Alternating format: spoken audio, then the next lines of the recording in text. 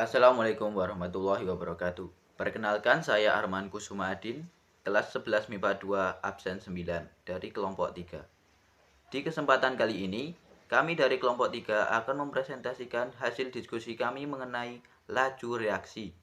Adapun anggota dari kelompok 3, yaitu yang pertama, Aisyah Nurrahmawati absen 3, yang kedua Arman Kusuma Adin absen 9, yang ketiga Gufron Asy'ari absen 15, yang keempat Kamila Balkis Arna Putri absen 21, yang kelima Novelisa Tegar Gintama absen 27, dan yang keenam Rizkita Tahta Dharmajaya absen 33.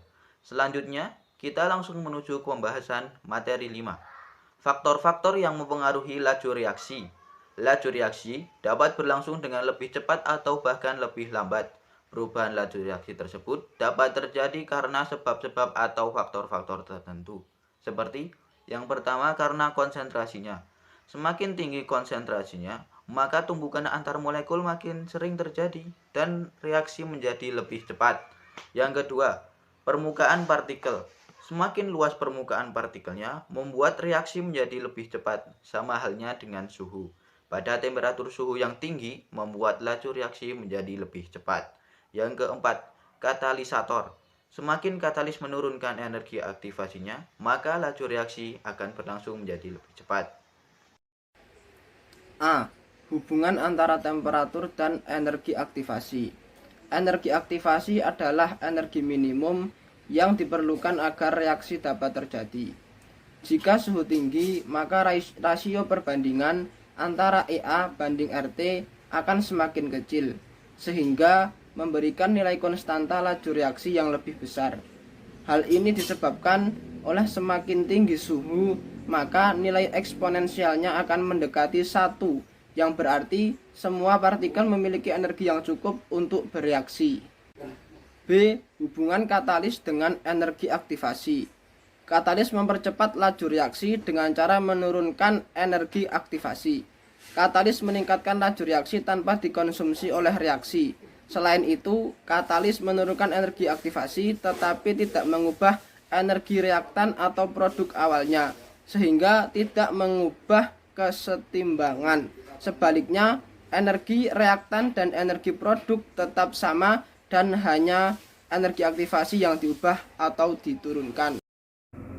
Sebelumnya, perkenalkan, nama saya Aisyah Nurrahmawati, nomor absen 3. Di sini saya akan melanjutkan presentasi mengenai bab C, efek dari tekanan atau konsentrasi pada laju reaksi, dan bab D mengenai efek dari areal permukaan pada laju reaksi. Pertama-tama saya akan menjelaskan mengenai efek dari tekanan atau konsentrasi pada laju reaksi. Suatu reaksi akan berlangsung lebih cepat jika konsentrasi pada reaksinya diperbesar. Jika zat ditekan sehingga memiliki volume lebih kecil, maka karena massa yang sama pada volume lebih kecil, konsentrasinya akan meningkat atau lebih besar.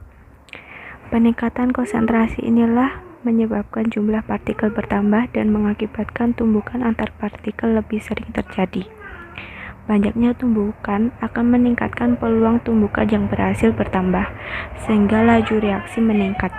Sebaliknya, jika volumenya ditingkatkan, maka konsentrasi, tekanan, tumbukan yang berhasil, dan laju reaksi akan menurun.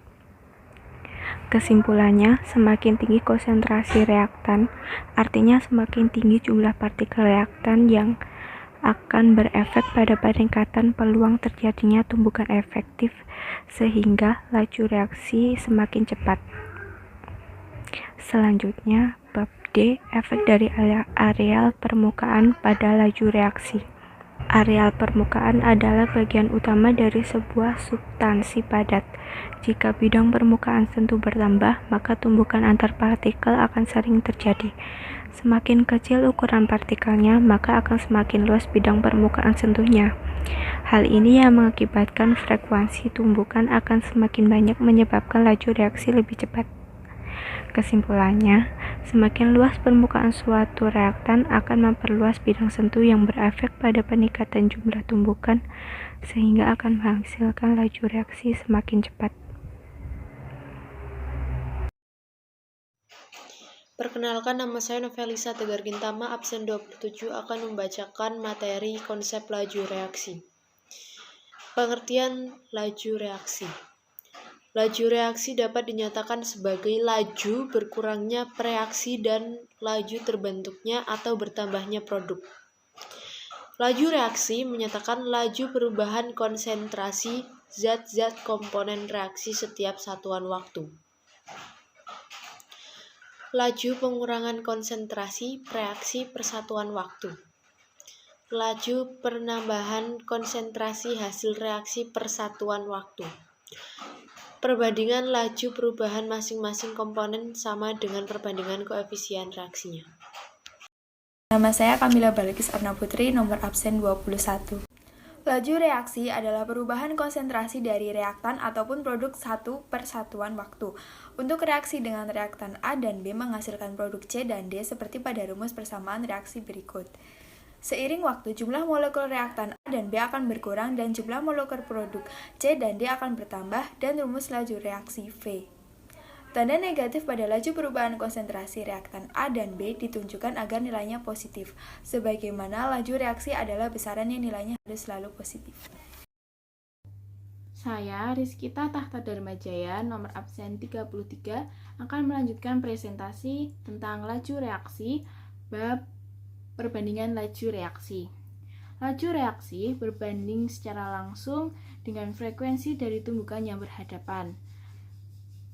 Reaksi dan reaksi akan memiliki hubungan sebagai berikut, yakni berbanding terbalik, di mana ketika konsentrasi per reaksi A itu berkurang, maka konsentrasi hasil reaksi B itu bertambah. Dan itu dapat dilihat pada diagram yang ada di situ. Kemudian, perbandingan laju reaksi berbanding lurus dengan perbandingan konsentrasi reaktan karena nilai delta masing-masing sama. Selain itu, konsentrasi juga berbanding lurus dengan mol dan koefisien reaksi, sehingga dapat disimpulkan bahwa perbandingan laju reaksi juga sebanding dengan koefisien reaksi. Di situ dituliskan bahwa RA berbanding dengan RB berbanding dengan RC sama dengan delta A berbanding dengan delta B berbanding dengan delta C. Dengan R itu sama dengan laju reaksi plus delta P pertambahan hasil reaksi atau konsentrasi produk dan delta T yaitu perubahan waktu. Slide berikutnya, RA berbanding dengan RB berbanding dengan RC sama dengan P banding H banding R. Maksudnya, proses reaksi yang lebih kompleks mengandung lebih dari satu reaktan. Sebagai contoh, jika reaksi mengandung reaktan A dan reaktan B, maka akan membentuk produk C dan D. Reaktan dan produk memiliki perbandingan terbalik, di mana reaktan A dan B akan memiliki jumlah molekul yang semakin lama semakin berkurang. Sedangkan pada produk C dan D akan terjadi sebaliknya, yaitu semakin lama jumlah molekul semakin bertambah. Demikian presentasi dari kelompok 3 mengenai laju reaksi. Apabila terdapat kesalahan dan kekurangan pada penyampaian materi dan penyampaian PowerPoint ini, mohon dimaafkan. Sekian, wassalamualaikum warahmatullahi wabarakatuh.